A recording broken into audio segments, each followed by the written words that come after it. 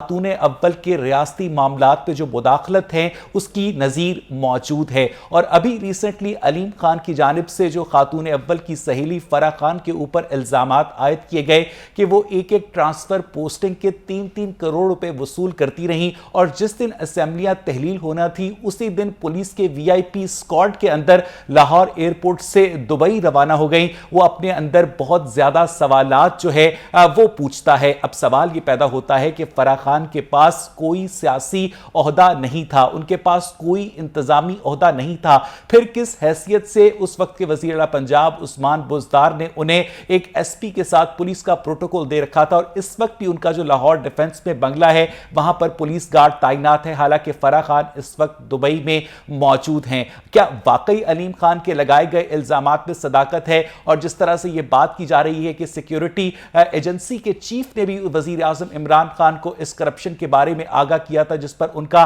तबादला कर दिया गया था, उन इल्जामात में किस हद तक सदाकत है? और क्या वाकई मरकज के बाद जो पंजाब असेंबली है वो भी अपना वजूद बरकरार रख पाएगी या नहीं, या गवर्नर राज के जरिए काम चलाया जाएगा? ये वो सारे सवालात हैं जो इस वक्त हर एक के जहनों में हैं। उमर डोगर साहब, आप क्या समझते हैं कि अलीम खान साहब एक सीनियर सियासतदान हैं, उनकी जानिब से ये इल्जामात आयद होना और जवाबन उनके ऊपर किसी किस्म के हत्के इज्जत के दावा दायर ना होना, क्या इन इल्जामात की वैलिडिटी को तस्लीम करता है? और अगर एक सीनियर ब्यूरोक्रेट 3-3 करोड़ रुपए देकर एक सरकारी पोस्टिंग हासिल करेगा तो वो तो 3 करोड़ पूरे करने के अलावा मजीद 10 करोड़ भी बनाएगा ना, और पूरी जो करप्शन है वो मुआशरे के नीचे तक फैल जाएगी। उमर डोगर साहब, और हमने देखा कि जब 2018 की हुकूमत बरसर इक़्तिदार आई थी तो $17.5 अरब के रिजर्व थे जो इस वक्त $11 अरब पर पहुंच गए हैं। उमर डोगर साहब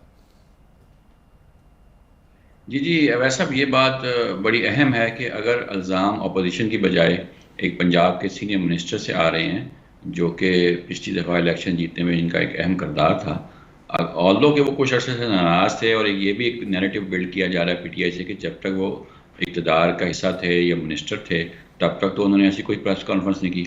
अब जब एक कश्ती डूब रही है तो अब क्यों किया जा रहा है? लेकिन इसके बावजूद बहरहाल इस बात को इग्नोर नहीं किया जा सकता कि एक सीनियर मिनिस्टर और गवर्नर पंजाब की तरफ से इल्ज़ामात चीफ मिनिस्टर के लिए, खातून अव्वल के लिए, तो ये बहुत संगीन एक मैं समझता हूँ मामला है। उमर डॉक्टर ब्यूरो चीफ ने हमें एक मरतबा फिर ज्वाइन किया। अयाज साहब, आपको मेरी आवाज आ रही है?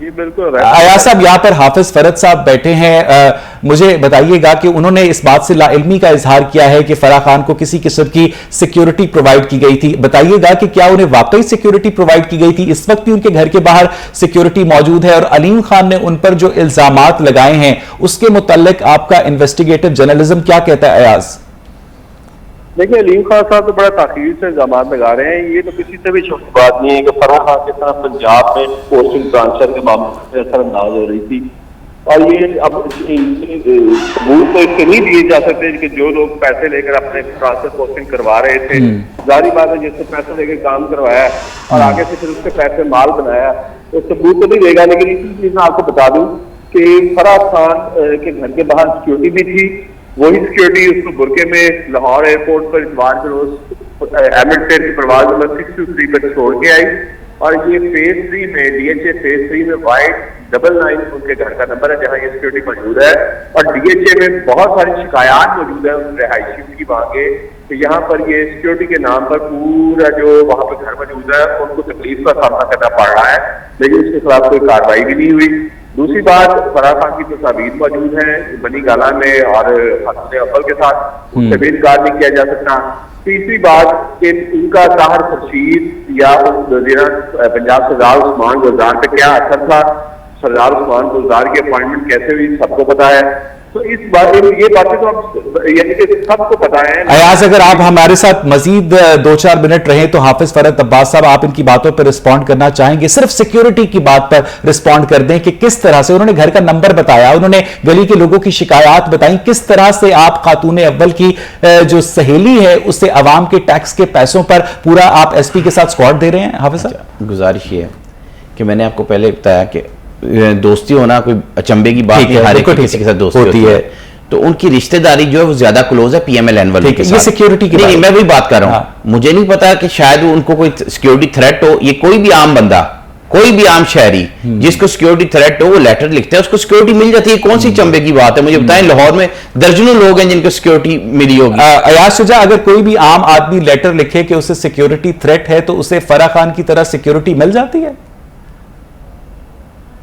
अयाज शुजा, आपको मेरी आवाज आ रही है? मुझे लगता है कि अयाज साहब हमारे साथ नहीं है। और उमर डोगर साहब, आप मुझे सुन सकते हैं? अयाज शुजा साहब, आपको मेरी आवाज आ रही है? जी बिल्कुल।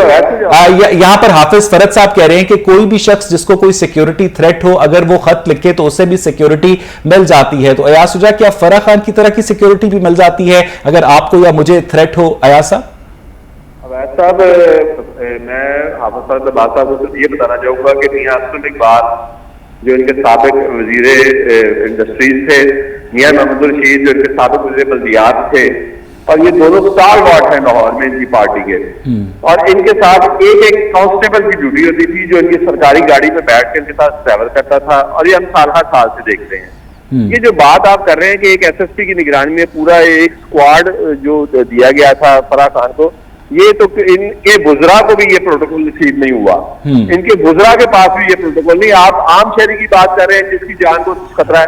अच्छा चलिए, उनकी जान को खतरा है तो बताएं किस थाने में दरखास्त दी, किस पुलिस अफसर को दरखास्त देकर इतनी भारी सिक्योरिटी लगाई? मैंने तो आपको पहले एक बात की है कि मैं फराह खान का तर्जुमान नहीं, वो अपना जवाब खुद देंगी। ये जवाब पंजाब गवर्नमेंट उस्मान बुज़दार साहब के दस्तखत के साथ ये सिक्योरिटी आप मुझे लेटर दे दें। इसका मतलब ये है कि लेटर दे दें उस्मान बुज़दार के दस्तखत। अयाज शुजा वो लेटर मांग रहे हैं कि जिसके तहत फराह खान को सिक्योरिटी दी गई। अयाज साहब देखिए, मैं आपको अर्ज करूं, पहली बात तो इन्होंने कहा कि अगर किसी भी शहरी को कोई खतरा हो उसकी जान को तो वो सिक्योरिटी दे सकता है।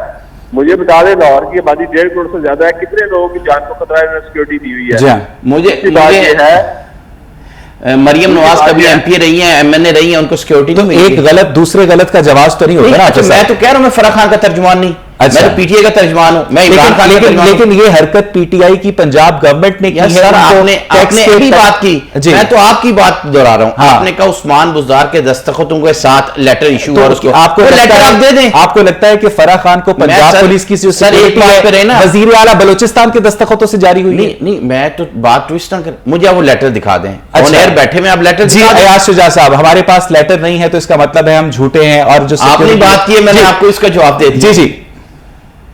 देखिए, अवैध बात यह है कि मैं ये नहीं कह रहा कि हम ये सिक्योरिटी उनको क्यों दी गई।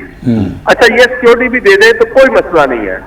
असल मसला यह है कि पंजाब में हुकूमत में जिस तरह वो दखल अंदाजी करती रही, इनसे पूछे कि क्या उनको सेनेट के इंतखाबात में जरका सईद का कवरिंग कैंडिडेट नहीं बनाया गया था?